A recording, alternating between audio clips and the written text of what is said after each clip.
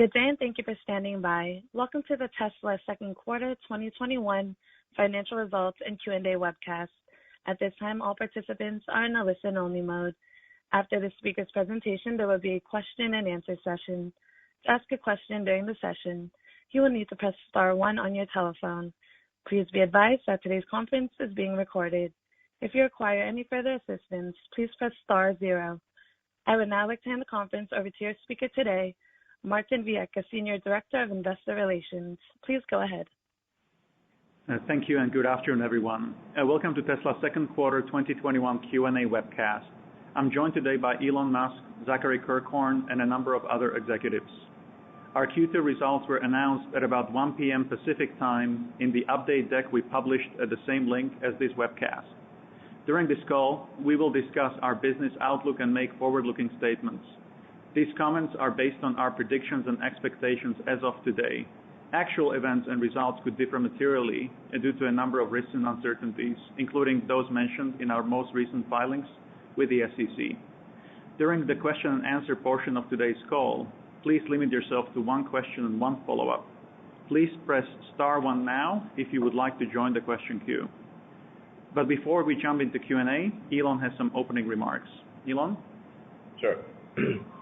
So to recap, Q2 2021 was a record quarter on many levels. We achieved record production, deliveries, and surpassed over $1 billion in GAAP net income for the first time in Tesla history. I'd really like to congratulate everyone at Tesla for an amazing job. This is really an incredible milestone. It also seems that public sentiment towards EVs is at an inflection point. And at this point, I think almost everyone agrees that electric vehicles are the only way forward. Regarding supply chain, while we're making cars at full speed, the global chip shortage situation remains quite serious. For the rest of this year, our growth rate will be determined by the slowest part in our supply chain, which there are a wide range of chips that are at various times the slowest part in the supply chain. I mean, it's worth noting that if we had everything else, if we had vast numbers of vehicles and cells, we would not be able to make them. Everything except the chips, we wouldn't be able to make them. The chip supply is fundamentally the governing factor on our output. It is difficult for us to say how long this will last because we don't have. This is out of our control essentially. It does seem like it's getting better, but it's hard to predict. In fact, even achieving the output that we did achieve was only due to an immense effort from people within Tesla.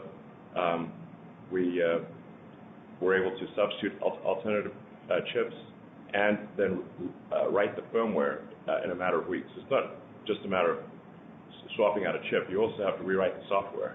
So it was an incredibly intense effort of finding new chips, writing new firmware, integrating with the vehicle, and testing in order to maintain production. And I'd also like to thank our suppliers who work with us. There've been many calls, at midnight, 1 a.m., just with suppliers in resolving a lot of the shortages. So thanks very much to our suppliers. Let's see, in terms of FSD subscription, we were able to launch Full Self-Driving subscription last month, and we expect it to build slowly but then gather a lot of momentum over time. Obviously, we need to have the Full Self-Driving build widely available for it really to take off at a high rate, and we're making a lot of progress there. So, yeah, I think FSD subscription will be a significant factor probably next year. With regard to Giga Texas and Giga Berlin, we're actually doing this earnings call from Giga Texas, so we're in the factory right now doing this earnings call. And the team has made incredible progress here.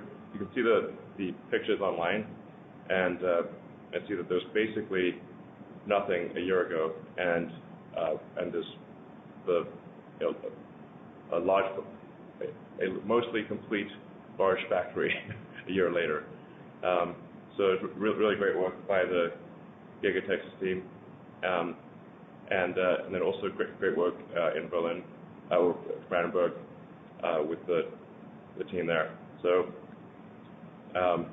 we expect to be producing the sort of new design of the Model Y in both factories in limited production later this year. It's always like it's hard to sort of explain to people who have not been through the agony of a manufacturing ramp, like why can't you just turn it on and make 5,000 a week? It is so hard to do manufacturing. It is so hard to do production. To first approximation, there are 10,000 unique parts and processes that have to work, and the rate of growth of production goes as fast as the least lucky and dumbest of those 10,000 things. And a bunch of them are not even in our control. So it's like it's insanely difficult. I'm fond of saying that prototypes are easy and production is hard. And arguably, the really remarkable thing that Tesla has done is not to make an electric car or to be a car startup, because there have been hundreds of car startups in the United States and outside the United States. So the thing that's remarkable is that Tesla didn't go bankrupt in reaching volume production. That's the amazing part, because everyone else did. Because they all thought the prototype or the idea was the hard part, and it is not. It is trivial by comparison with actual production. So it's always worth noting that of all the American car companies, there are only two that have not gone bankrupt, and that is Ford and Tesla. So,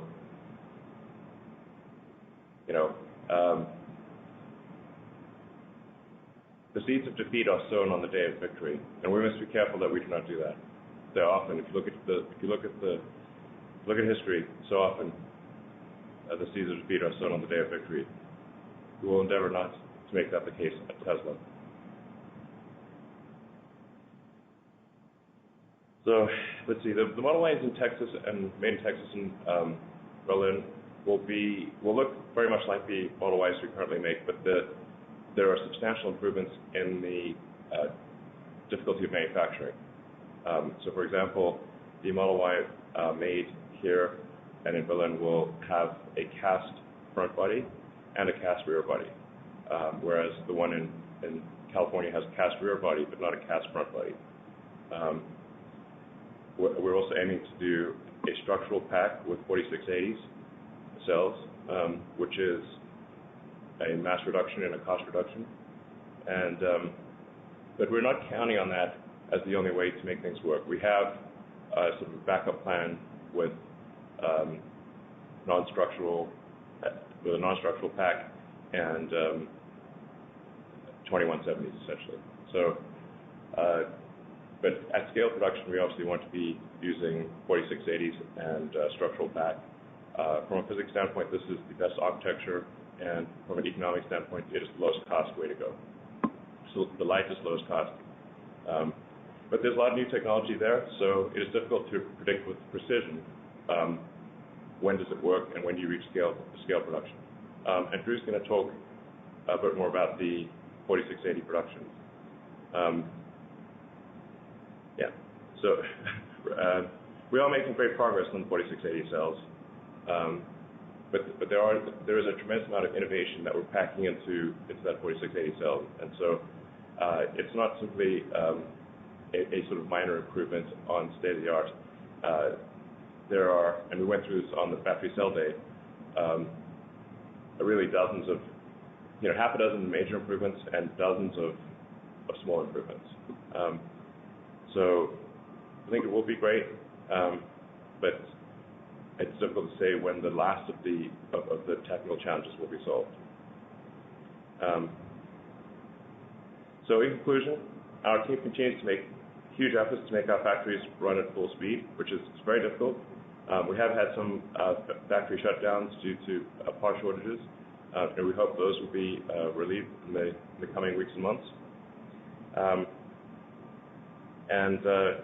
We're making great progress on full self-driving. Some of the progress is not easy to see because it's at a foundational software level, and so it ends up being sort of a 2 steps forward, 1 step back situation. But over time, if you do 2 steps forward, 1 step back, and keep going, you do move forward. I'm highly confident that the cars will be capable of full self-driving. If they have a full self-driving computer and the cameras, I'm confident that they will be able to drive themselves with a safety level substantially greater than that of the average person. Once again, thanks to all of our employees who are making this a breakthrough year for Tesla and an incredible quarter. Thanks, guys. Thank you very much, and we have some follow-up remarks from Zachary Kirkhorn. Yeah, thanks, Martin, and thanks, Elon. Just to reiterate, Q2 was a great quarter for the Tesla team with strong improvements across the business. In particular, auto gross profit and margin, excluding credits, increased substantially. This was primarily driven by better cost optimization across our factories, good execution against our cost reduction plans, as well as increases in production and delivery volume. There was some benefit from pricing action, mostly in North America. However, it was small in the context of the other contributors. Note that the Model S and X program was at a slight loss for the quarter due to the relatively low volume. And supply chain challenges, including expedites, continue to provide cost headwinds. Additionally, it's encouraging to see the progress made on profitability within our energy and services and other businesses. While there's some benefit to looking at our progress quarter over quarter, I find it more helpful to look at progress over a slightly long-term horizon. Over the last 2 years, our vehicle delivery volumes have more than doubled. This volume increase was made possible by a steady decrease in ASPs of more than 10%, driven by a roadmap to increase affordability and shifting mix towards our more affordable vehicles. Yet over that same period of time, our auto gross margin, excluding credits, has increased nearly 10 percentage points to our highest yet since the introduction of Model 3. This is only possible because our average cost per vehicle has reduced by more than the reduction in average price. This is a remarkable achievement in the context of the volume growth and ASP reduction as mentioned, and a testament to the hard work by the Tesla team. Additionally, OPEX as a percentage of revenue has declined, and in particular SG&A, representing the work we've done to become more efficient as we scale the company while still making the required R&D investments to support our future. As a result, our GAAP operating margins have risen from negative to double-digit, in line with what we have guided. By managing our overhead costs and driving higher volumes, our P&L is benefiting from the marginal profitability of each incremental unit. Or said differently, we are recognizing the benefits of scale and improved fixed cost absorption.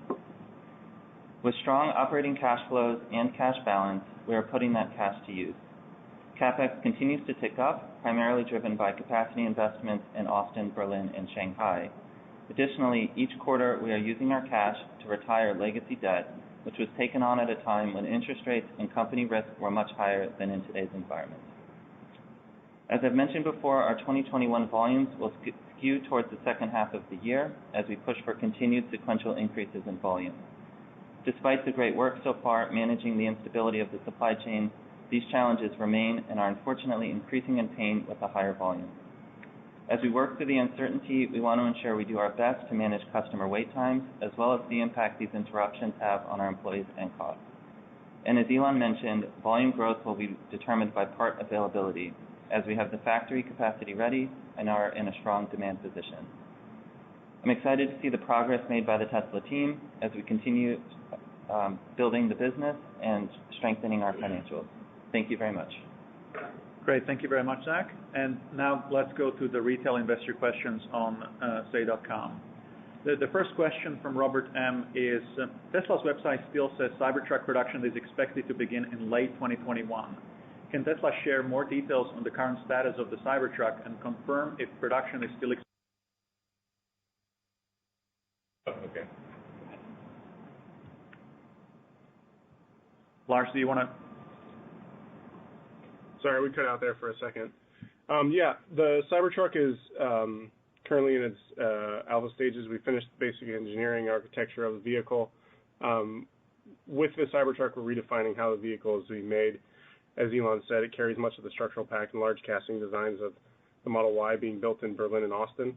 Obviously, those take priority over the Cybertruck, but we are moving into the beta phases of Cybertruck later this year, and we'll be looking to ramp that in production in Giga, Texas, after Model Y is up and going.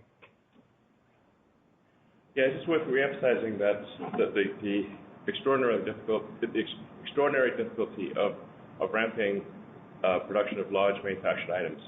At the risk of being repetitive, it's actually easy to make prototypes or sort of hand-built small volume production, but anything produced at high volume, which is really what's relevant here, is it's going to move as fast as the slowest of the, say, rough order of magnitude, 10,000 unique parts and processes. And so you could have 9,999, but just one is missing. We were missing, for example, like a big struggle this quarter was the module that controls the airbags and the seatbelts. And obviously, you cannot ship a car without those. And that limited our production severely worldwide in Shanghai and in Fremont.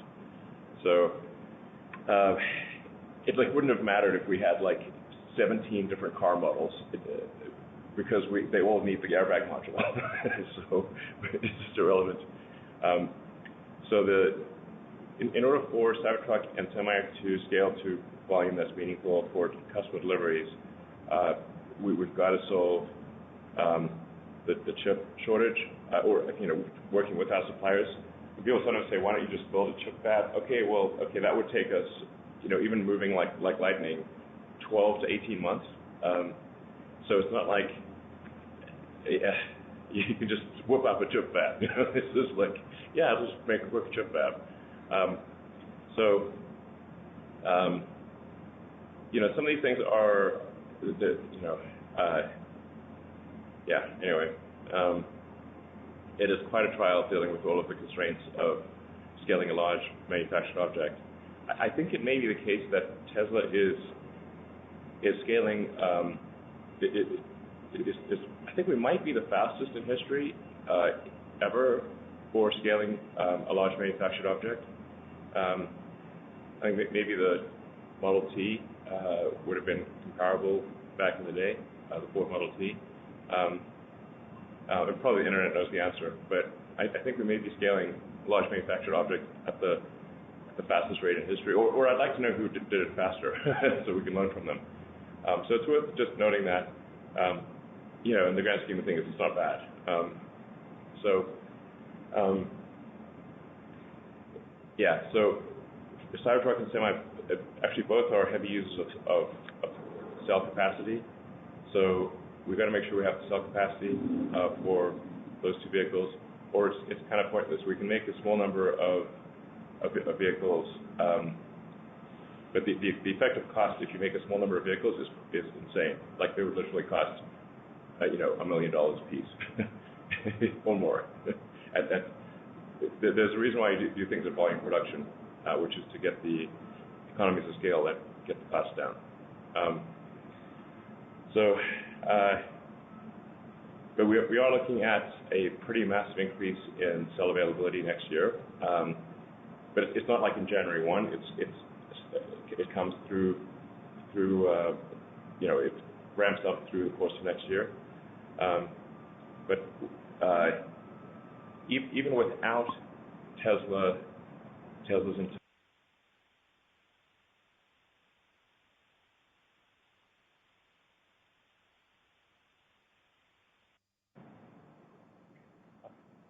Hello? Okay. Even without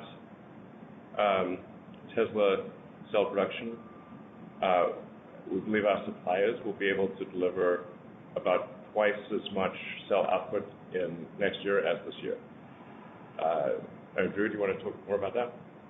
Given concerns over cells bottlenecking growth, our target is to grow cell supply ahead of the 50% year-on-year growth targets of the vehicle business and also enable increased energy storage deployments. Yeah. Our cell suppliers are tracking to double their production in 2022. Yeah.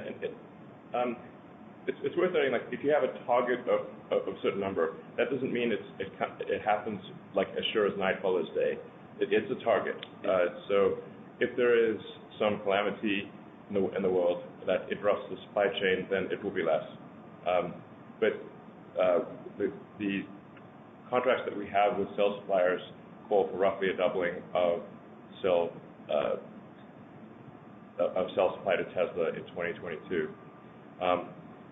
And we have to juggle these exponential, it's a whole bunch of exponential graphs sort of overlaid on top of each other. And small changes in where you are on the x-axis of time can quite substantially change the area under the curve. So what we're thinking of doing is like, depending on, it's basically overshooting on cell supply for vehicles, and then as we have, say, excess cell supply in 1 month or another, then routing that cell output to the Megapack and Powerwall. Or by the same token, if we're prioritizing vehicle production, if there's a shortage of cell output for some reason, then we will throttle down Megapack and Powerwall production. So that something's got to give, basically. Or if there's a disruption to vehicle production, yes, we have an outlet for the cell capacity. Yes, exactly. There's a tremendous amount of inertia in the supply chain. So if we say to a supplier, we want you to double cell output, well, even doing that in a year is very difficult. And then that system has a tremendous amount of momentum. It is like a flotilla of super tankers. It's insane.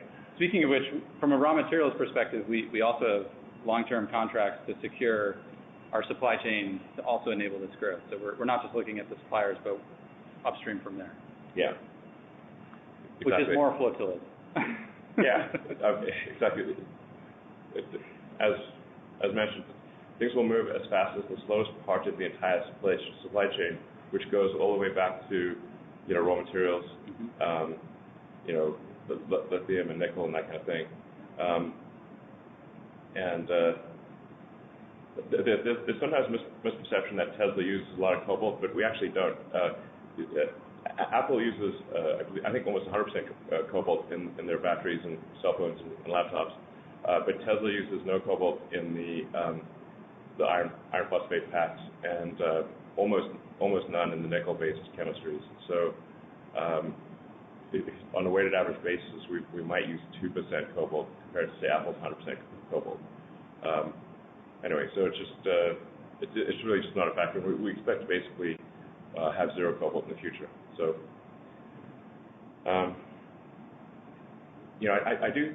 It's maybe worth noting. I think probably there is a long-term shift more in the direction of iron-based lithium-ion cells rather over nickel. As the energy density of sort of iron, or what's called typically iron phosphate, but we might as well just call it iron. The phosphate is taken for granted. But iron-based cells, lithium-ion cells, and nickel-based lithium-ion cells, I think probably we'll see a shift. My guess is probably to 2/3 iron, 1/3 nickel, or something on that order. And this is actually good because there's plenty of iron in the world. There's an insane amount of iron. But there's much less nickel, and there's way less cobalt. So it is good for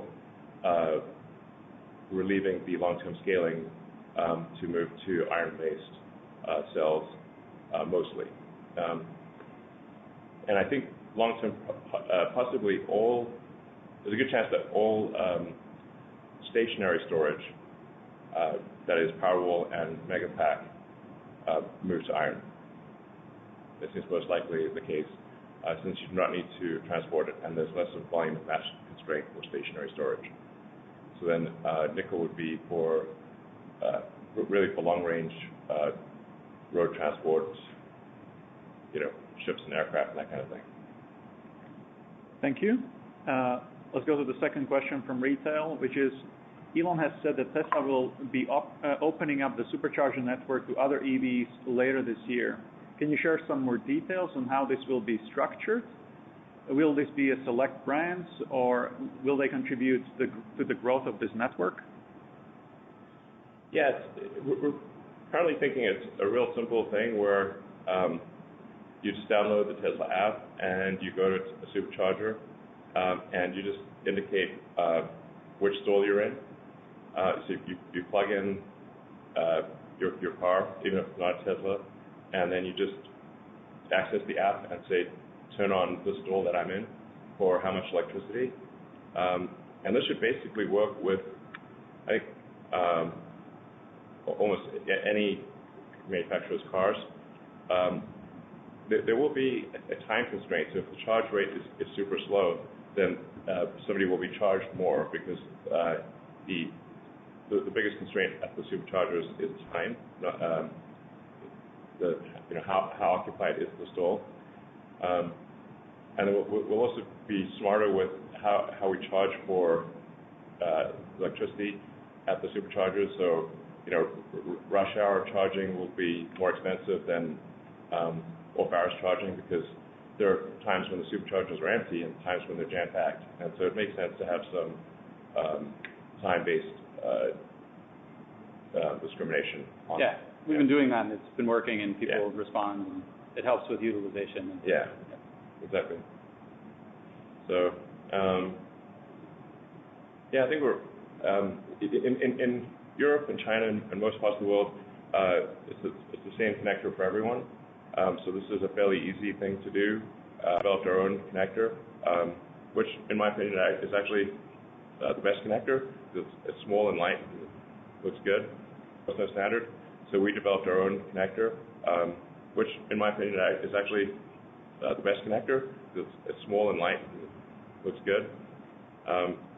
So an adapter is needed to work for EVs in North America, but people could buy this adapter, and we anticipate having it available at the superchargers as well, if people don't sort of steal them or something. We have a good solution for that. Okay. That is just that's a constraint on the North American thing. Yeah. That's basically a vestige of history. But I think we do want to emphasize that it is our goal is to support the advent of sustainable energy. It is not to create a walled garden and use that to bludgeon our competitors, which is sometimes used by some companies. I think it's also important to comment that increasing the utilization of the network actually reduces our costs, which allows us to lower charging prices for all customers, makes the network more profitable, allows us to grow the network faster. That's a good thing there. And no matter what, we're going to continue to aggressively expand the network capacity, increasing charging speeds, improving the trip planning tools to protect against site congestion using dynamic pricing, as Elon mentioned. Yeah. And just continue to focus on minimum wait time for all customers.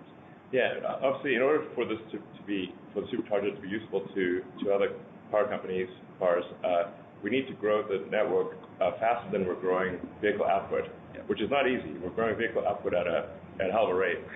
So superchargers need to grow faster than vehicle output. So this is a lot of work for the supercharger team. But it is only useful in the grand scheme of things. It's only useful to the public if we're able to grow faster than Tesla vehicle output. So that is our goal. Thank you very much. And the third question is, Elon said 4680 cells aren't reliable enough for vehicles.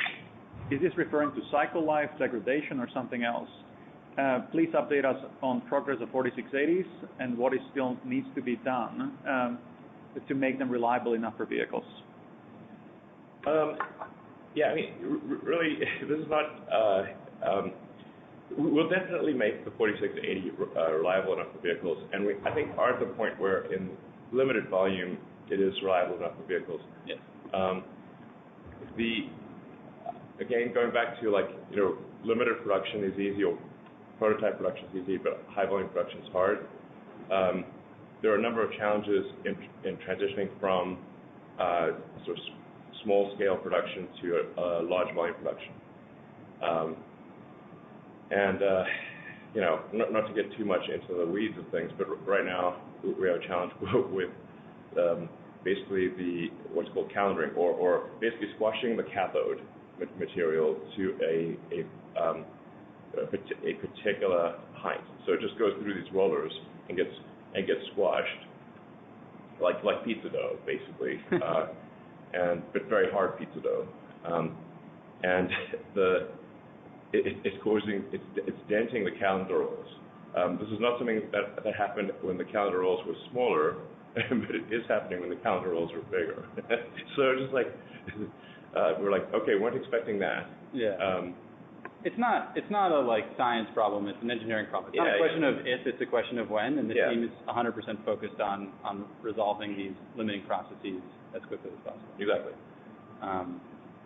And on the reliability side, as Elon mentioned, we have successfully validated performance and the lifetime durability of the 4680 cells produced at Cato. And we're continuing ongoing verification of that reliability. We're actually accruing over 1 million equivalent miles on our cells that we produce every month in our testing activities. As the focus on that is very clear. We want high quality cells for all of our customers.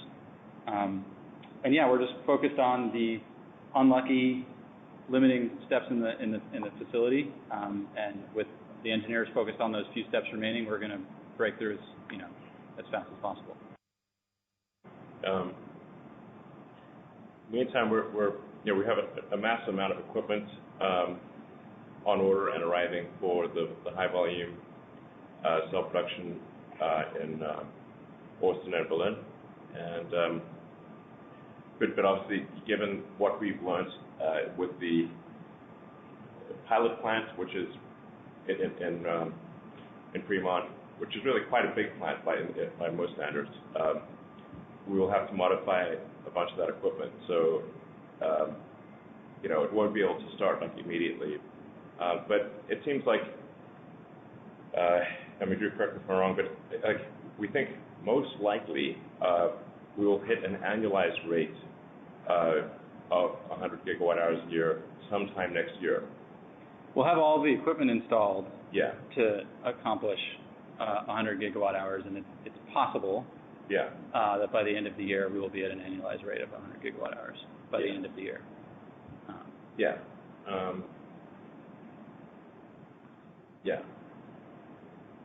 My guess is more likely than not, about 50% of reaching 100 gigawatt hours a year by the end of next year on an annualized rate, something like that. Yep. But it could shift by a little bit. So but it's nothing, as Drew mentioned, it's nothing fundamental. No. Just a lot of work.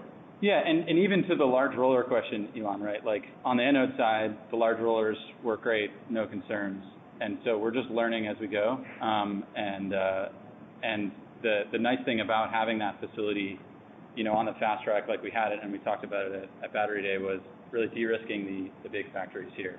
That's what we've done, and we've learned a lot. And with each successive iteration, the ramp up and the equipment installation will be faster and more smooth.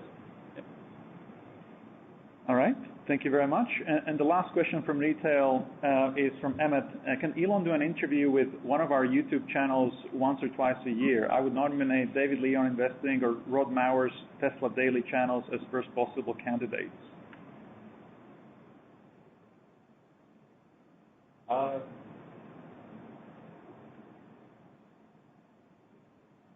I guess I'll do an interview.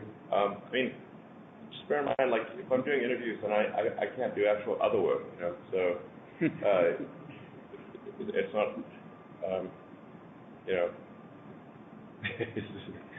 only so much time in the day, so, but I'll do it once. No, I won't do it annually, but I'll do it once. I think also, this is the, I wouldn't say the last time I'll do earnings calls, but this is I will no longer be default doing earnings calls. So obviously I'll do the annual shareholder meeting, but I think going forward, I will most likely not be on earnings calls unless there's something really important that I need to say. Okay, thank you. Let's go to institutional questions.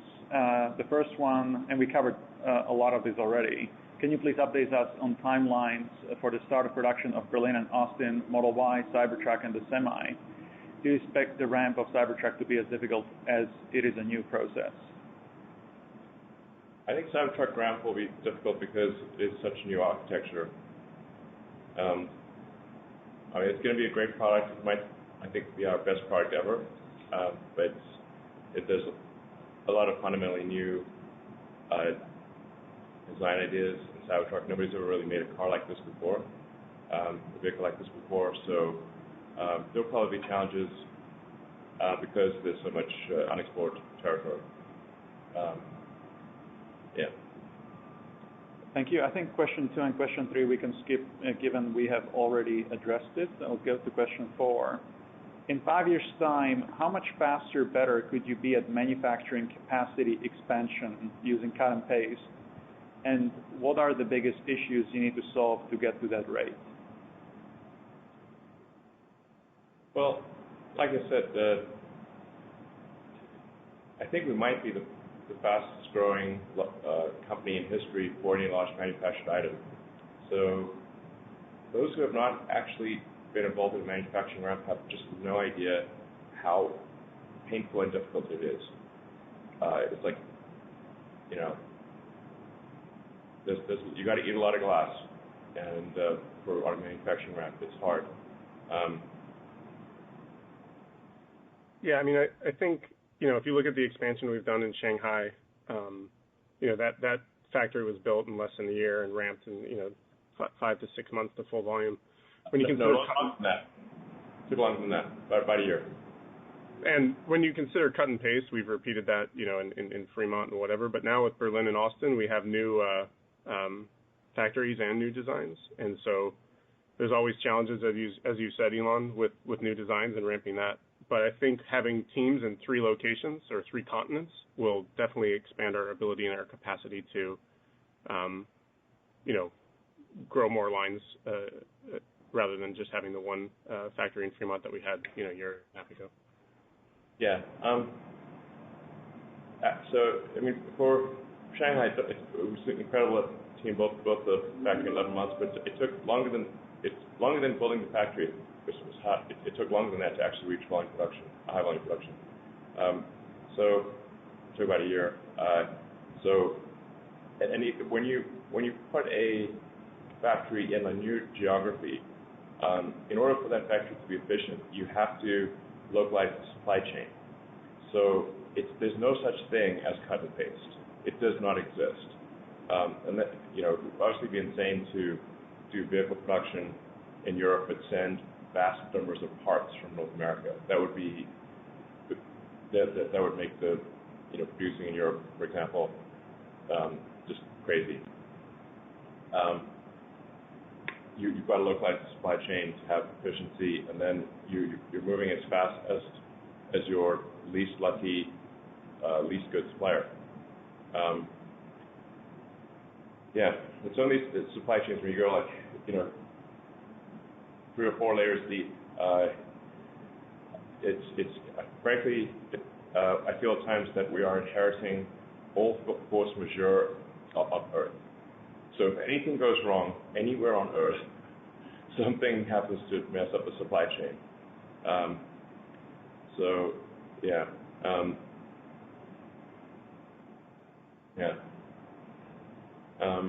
I think the human capital growth, though, of having factory here, Berlin, Shanghai, Fremont, does allow us to maybe not exponentially grow, but hopefully we are exponentially growing. Yeah, hopefully maintain that exponential growth. Yeah.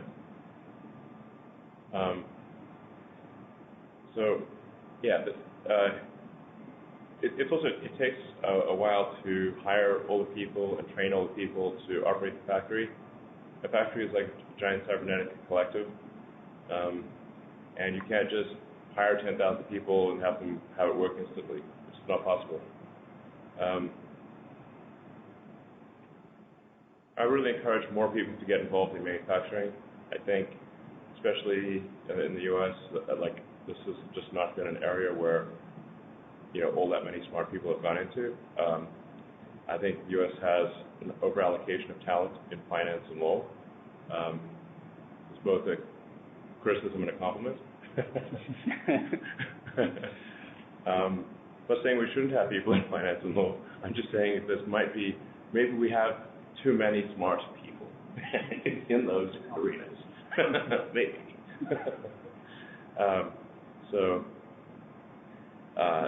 Manufacturing's fun. Yeah, manufacturing is great.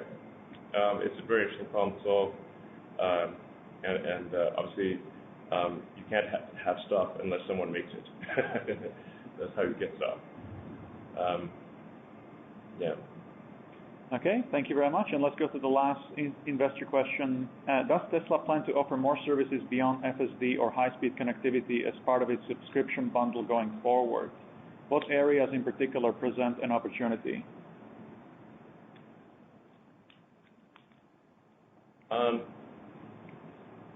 Yeah, we don't have a lot of ideas on this, to be frank. Really, full self-driving is the main thing.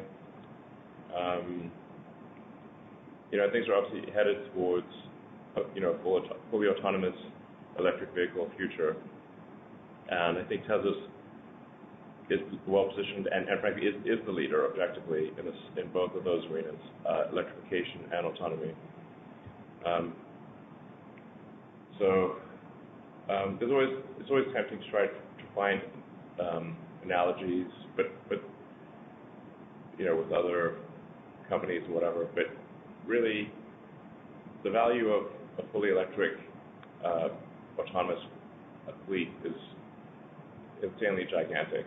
Boggles the mind, really. So that will be one of the most valuable things that is ever done in the history of civilization. Thank you very much. And now let's go back to analyst Q&A, please. Thank you. As a reminder, to ask a question, you will need to press star 1 on your telephone. To withdraw your question, press the pound key. In the interest of time, we ask that you please limit yourself to one question and one follow-up. Our first question comes from Colin Rusch with Oppenheimer. Your line is open. Thanks so much, guys. Can you speak to the attach rates for FSD so far and where you're targeting in terms of the subscription levels? Yeah, it's not worth commenting on right now. It's not meaningful. We really need full self-driving, at least the beta to be widely available, so anyone who wants it can get it. Otherwise, it would be pointless to read anything into where things are right now. Yeah. Okay, and then just the follow-up there is about the cadence of the regulatory environment, keeping up with the technology. Are you seeing meaningful evolution in terms of the regulators really understanding the technology and beginning to set some standards here sometime in the near term? At least in the U.S., we don't see regulation as a fundamental limiter. We've obviously got to make it work and then demonstrate that the reliability is significantly in excess of the average human driver for it to be allowed, for people to be able to use it without paying attention to the road. But I think we have a massive fleet, so it will be, I think, straightforward to make the argument on statistical grounds, just based on the number of interventions, or especially interventions that would result in a crash at scale. We think we'll have billions of miles of travel to be able to show that it is, the safety of the car with the autopilot on is, 100% or 200% or more safer than the average human driver. At that point, I think it would be unconscionable not to allow the autopilot, because the car just becomes way less safe. It'd be sort of like, if you take the elevator analogy, back in the day, you used to have elevator operators with like a big sort of switch that operate the elevator and move between floors. But that get tired or maybe drunk or something, or distracted, and every now and again somebody would be kind of shared in half between floors. That's kind of the situation we have with cars. Autonomy will become so safe that it will be unsafe to manually operate the car, relatively speaking. Today, obviously we just get in an elevator, we press the button for which floor we want, and it just takes us there safely. And it would be quite alarming if elevators were operated by a person with a giant switch. That's how it would be with cars. Thank you. Let's go to the next question, please. Next question comes from Rod Lache with Wolfe Research. Your line is open. Hi, everybody.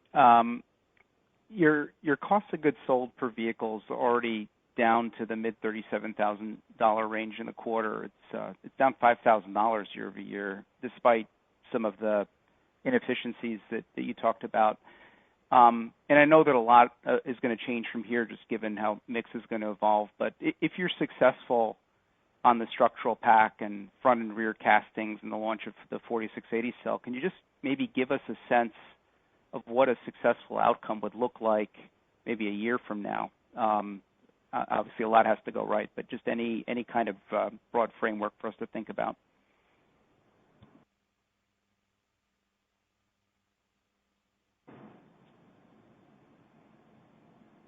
Yeah, it's really difficult for us to make specific predictions. Is very difficult. I think we feel confident of say at least at 50% growth year over year next year, and maybe it's 100%, but that's you need a lot of crystal balls to figure out exactly what it's going to be, and it is literally impossible to make a specific prediction.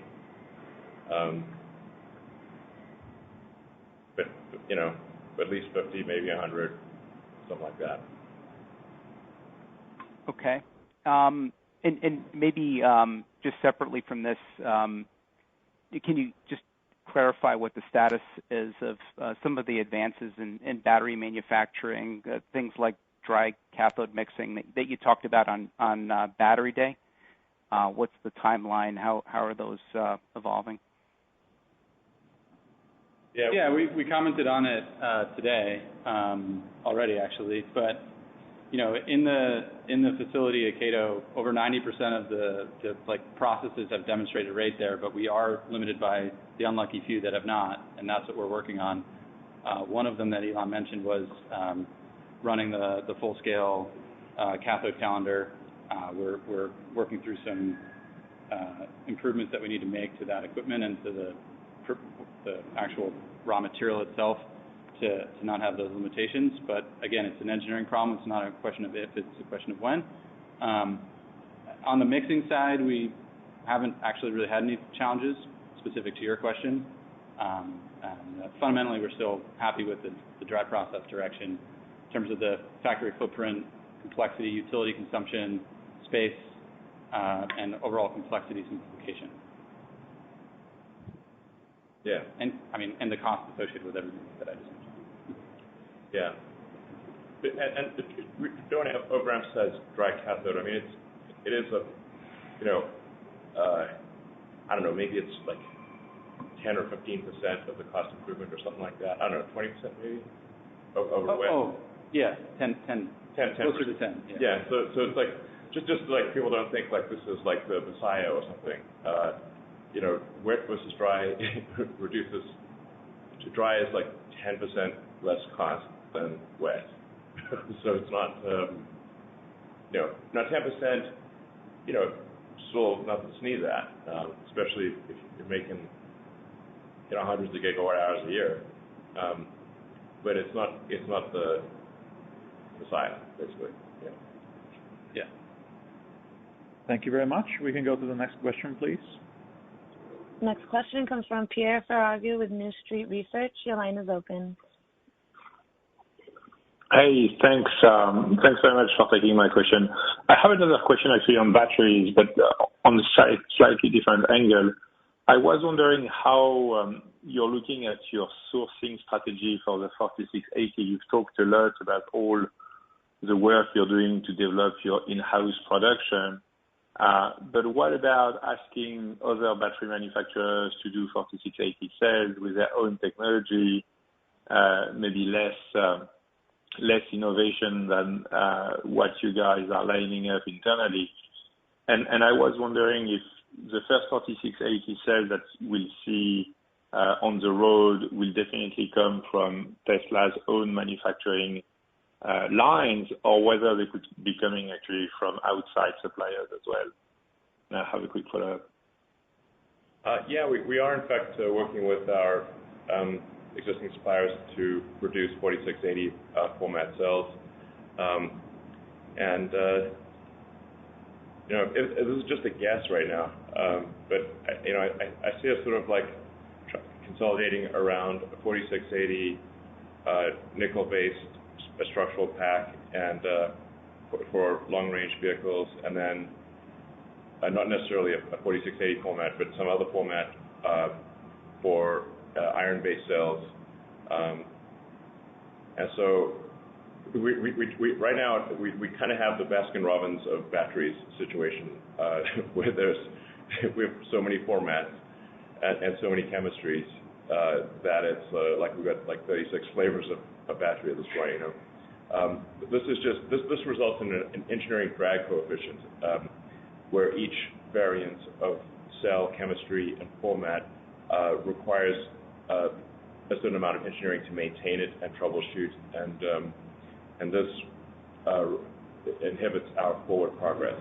So it is going to be important to consolidate to just maybe ideally 2 form factors, maybe 3, but ideally 2, and then just one nickel chemistry and one iron chemistry, and so we don't have to troubleshoot so many different variants. Yeah, and towards that end, we are engaging with the suppliers that we've had good partnerships with on 4680 designs to enable that simplification, and so far so good. They're working on they're bringing their core competencies to bear on that. We're not mandating like what's going on inside, but it's been a good collaboration. Yeah. And we do expect to see significant increases in supply from our existing suppliers, in addition to the cells that Tesla is making. So it's both. Sometimes I get questions from our cell suppliers of like, are we just gonna make all the cells ourselves? And we're like, no, please make as many as you possibly can and supply them to us. We have a significant unmet demand in stationary storage. Megapack is basically sold out through the end of next year, I believe. Yeah. We have a massive backlog in Powerwall demand. The demand of Powerwall versus production is an insane mismatch. Now, part of that problem is also the semiconductor issue. So we use a lot of the same chips in the Powerwall as we do in the car. And so it's like, which one do you want to make, cars or Powerwalls? So we need to make cars, so therefore Powerwall production has been reduced. But as that semiconductor shortage is alleviated, then we can massively ramp up Powerwall production. I think we have a chance of hitting an annualized rate of 1 million units of Powerwall next year, maybe, sort of on the order of 20,000 a week. But again, dependent on cell supply and semiconductors. But in terms of demand, I think there's probably demand for in excess of 1 million Powerwalls per year, and just a vast amount of megapacks for utilities. As the world transitions to a sustainable energy production, solar and wind are intermittent, and by their nature really need battery packs in order to provide a steady flow of electricity. And when you look at all the utilities in the world, this is a vast amount of batteries that are needed. That's why, long term, we really think, sort of combined Tesla and suppliers need to produce at least 1,000 gigawatt hours a year, and maybe 2,000 gigawatt hours a year. Okay, great, thank you. And I have a quick question. I know, Elon, you don't think it's meaningful today, but I'd be curious to know, if you have any stats about when you announced a new pricing on a FSD moving from 10 grand up front to 199 without the lock-in. I'd be curious to understand, how it affected behavior, and if you saw like a massive uptake in the service. And I'm not thinking about people looking at it as an FSD, but more, to try the most advanced version of autopilot and to try it. So in the first days you've announced the pricing, have you seen like a very significant spike in the take rate, and can you give us a sense of how big it was?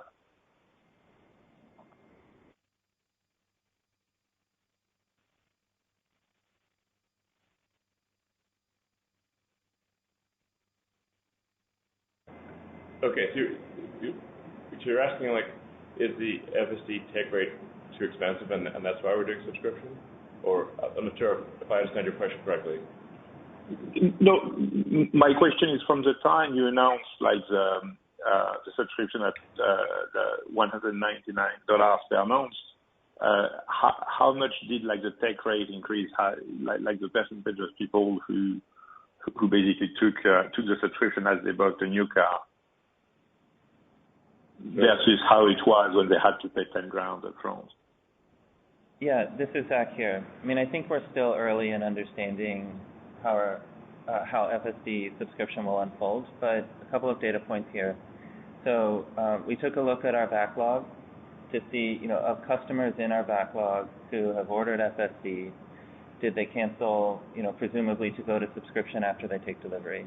And the level of cancellations there was not seeing cannibalization there. It's possible that changes, but that was also part of our pricing strategy at $99 and $199. Also part of our pricing strategy at $99 and $199. It's like any given price is going to be wrong, so we'll just adjust it over time as we see, the value proposition makes sense to people. So we're just really, I'm not thinking about this a lot right now. We need to make full self-driving work in order for it to be a compelling value proposition. Otherwise, people are, kind of betting on the future. Right now, does it make sense for somebody to do an FSD subscription? I think it's debatable. But once we have full self-driving widely deployed, then the value proposition will be clear, and at that point, I think basically everyone will use it, or it could be a rare individual who doesn't. Okay, thank you very much for your help, and I think that's all the time we have for today. Thanks for all your questions, and we'll speak to you again in 3 months' time. Have a good day, everyone. All right, thank you. This concludes today's conference call. Thank you for participating. You may now disconnect.